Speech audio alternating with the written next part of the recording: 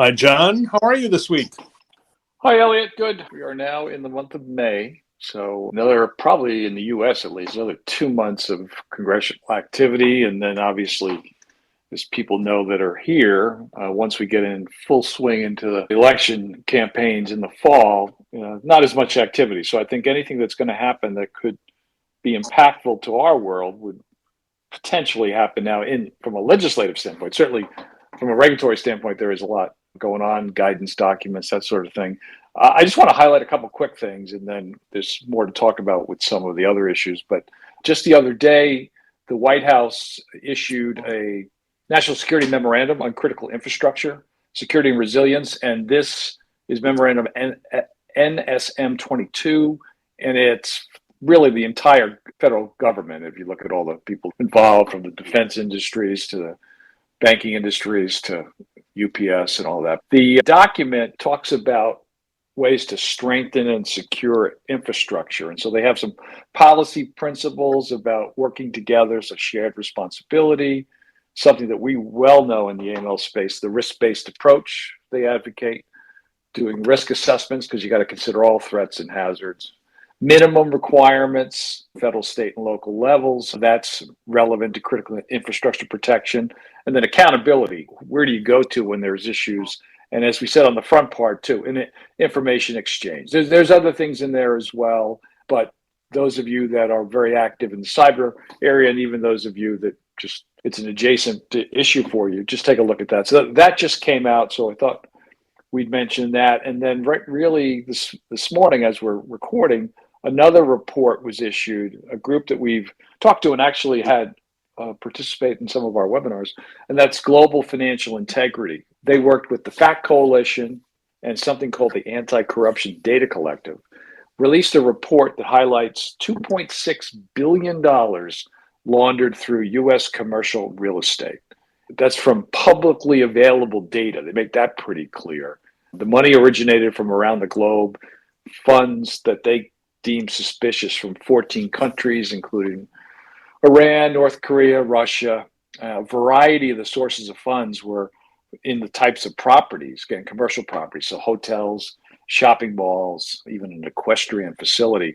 The head of Global Financial Integrity, Tom Cardamone, who we've talked to before, he said that the fact that 14 of these cases involve investments by PEPs, politically exposed persons, or Russian oligarchs, speaks to the lack of due diligence involved in commercial real estate deals. So some of it's inadvertent, some of it is laws and regs that obviously they've been very strong proponents of changing. So a couple of recommendations in the paper. They want FinCEN to adopt a reporting obligation for multiple real estate professionals. The rules should cover transfers of ownership that don't constitute a sale. So they think since current rules only refer to purchases of real property by a legal entity, that's not enough.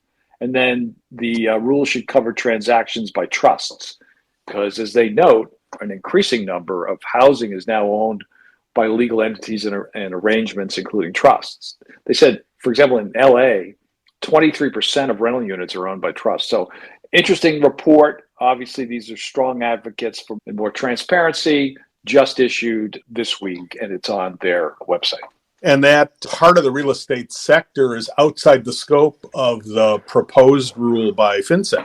Exactly, yeah. Which is non-finance transactions for residential real estate. While the FinCEN proposal is a great move in the right direction, it is not a blanket solution to the risks related to the broader real estate sector. Right. So what else are you seeing this week? Financial intelligence and other news outlets reported that TD Bank issued a press release late on Tuesday of this week that it's taking a financial provision related to potential exposure from investigations by U.S. law enforcement and regulators into an anti-money laundering compliance program in the U.S. There's been no announcement by any of the regulators or law enforcement, but this is the kind of announcement you'd expect a public company to feel it had to make under the accounting rules and securities laws. So more to come on that. And then you pointed this out to me yesterday that the U.S. Attorney General has proposed to change the classification of marijuana from a Schedule 1 controlled substance to a Schedule 3, which has a lot of steps. One of the first steps was they had to go to Drug Enforcement Administration and get a sign off, but there are many more steps. So I know you wanted to talk about that, but I thought that was interesting.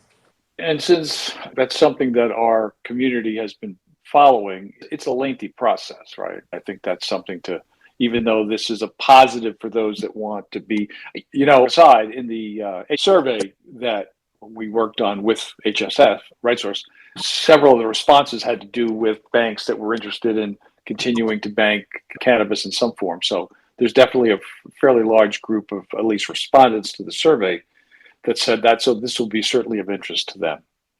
Also, the FBI has issued a reminder to people who are doing activity in the crypto space using exchanges that they should use exchanges that are registered as money services business. Again, this is in the US. That brings them under a anti-money laundering compliance program obligation, and will also help weed out the fraudsters and things like that. Again, a reminder from the FBI about that. It didn't get a lot of play, but there was an op-ed piece in the Washington Post this week from David Ignatius, who reminded everybody that Christopher Wray testified a few weeks ago, the FBI director, for budget priorities, and he talked extensively about terrorism threats. And just to repeat something that I think we're all aware of at this point, one of the major concerns for the FBI are lone actors. And they see that's a threat both from domestic violent extremists and homegrown violent extremists, both primarily located here. And so that's a top domestic terrorism threat. Obviously, there is a financial review component to that, but he also mentioned that these acts obviously can hit all sorts of places. I would just add that, not suggesting it's terrorism yet, but there definitely has been some reporting, and some actually today that I saw in the media, that the protests on some college campuses include people that are not college students. And in fact, law enforcement, counterintelligence, especially in New York, have been watching some of these individuals. So they're not connected at all to protesting what's going on in Gaza. They are using those opportunities to commit, if not violent acts, certainly physical acts. So something to think about going forward. Again, there's no hard data on it yet, but that's something that they announced today. So something we should just file in the back of our minds in terms of, eventually, will there be any sort of financial aspects of domestic terrorism that we should be looking for? So just something to think about. It just shows how, Elliot, everything is so connected, sadly, in society. And obviously our community, the people that do financial crime prevention and detection and reporting, are, I won't say front lines, but they're certainly working with the partners that are on the front lines. Yes, the interconnectedness is becoming more and more obvious as we see fraud and money laundering being tied more closely together, as well as fraud and then money laundering, even to, if not domestic, certainly international terrorist groups. Another thing that I saw that I think is worth our audience being aware of, FinCEN put together a webinar that is available on YouTube, and it's about the actual step-by-step process for a company to determine if it has to register its beneficial ownership information in the registry, and if so, how exactly to do it, what information it will need, literally what buttons it will click, and all of those kinds of things. It wasn't the most sophisticated piece of video I've ever seen, but it gets the job done. What's the use for our audience?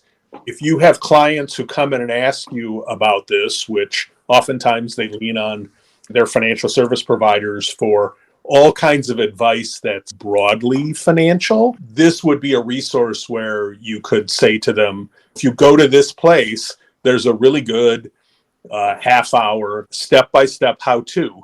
This is a how-to video, and it makes it quite clear how to determine if you have to file, what your deadlines are and exactly how to do it.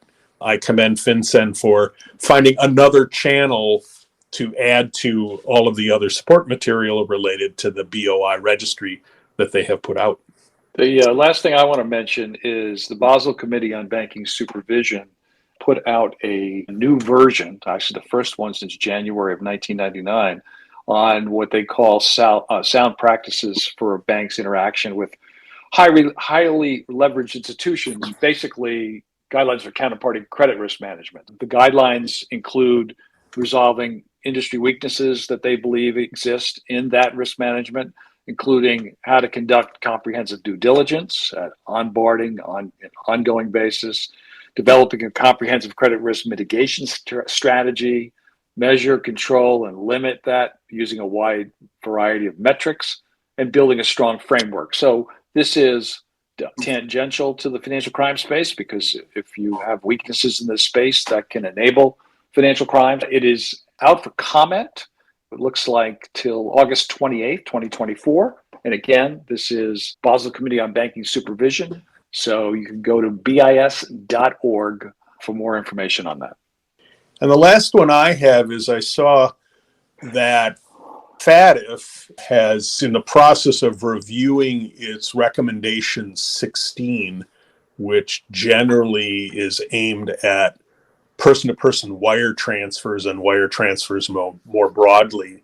And as part of its announcement of considered changes, it's including the idea that banks should be paying attention to the cash withdrawals by their customers at foreign, meaning out of home country, ATM as a possible avenue for money laundering. And what caught my eye was not that proposal, but that the Wolfsburg Group, another group we talk about regularly, has pushed back against that part of the proposal, saying, and I'm quoting here from an article quoting them, the banking group, meaning Wolfsburg, said it is concerned that FATF suggestions could lead to, quote, substantial adverse impacts, close quote, on customers traveling abroad and potentially delay or prohibit customer access to their funds.